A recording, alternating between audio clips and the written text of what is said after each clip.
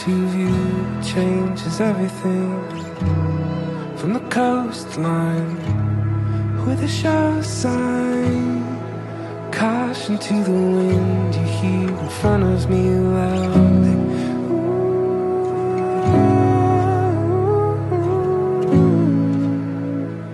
I never wanted anything more.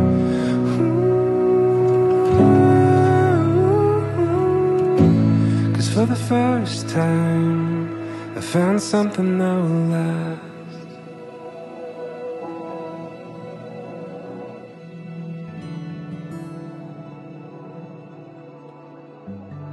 Isang napakagandang hapon po sa inyong lahat.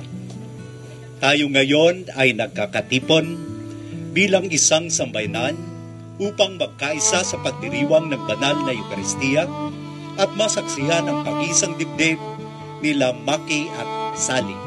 Sabi ng Diyos, hindi hahayaang mag-isa ang tao. Lalagyan siya ng kasama. Bibigyan siya ng kahampangan, ng kaharap, ng katapat, sa hindi hahayaan mag-isa. Binigyan ng Diyos ang lahat ng mga kailangan. Biniligay lang yung lahat ng creation. Ngunit hindi ito sapat.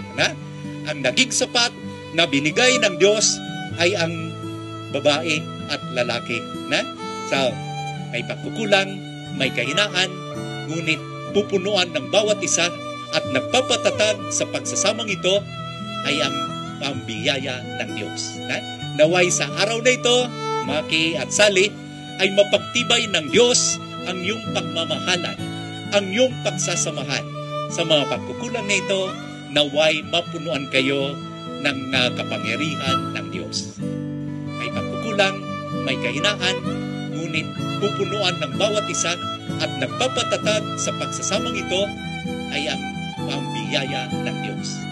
Naway sa araw na ito, Maki at Sally, ay mapagtibay ng Diyos ang iyong pagmamahalan, ang iyong pagsasamahan.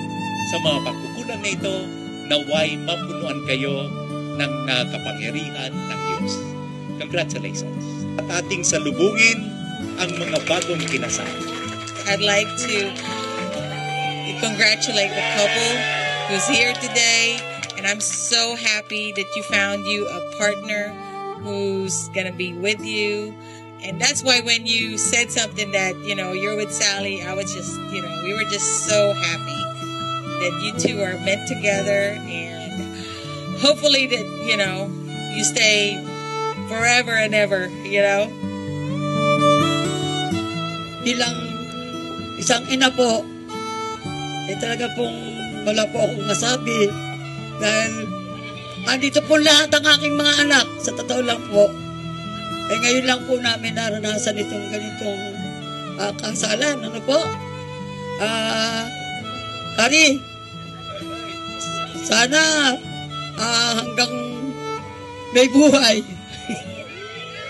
Kayo pa rin ang anak ko. No?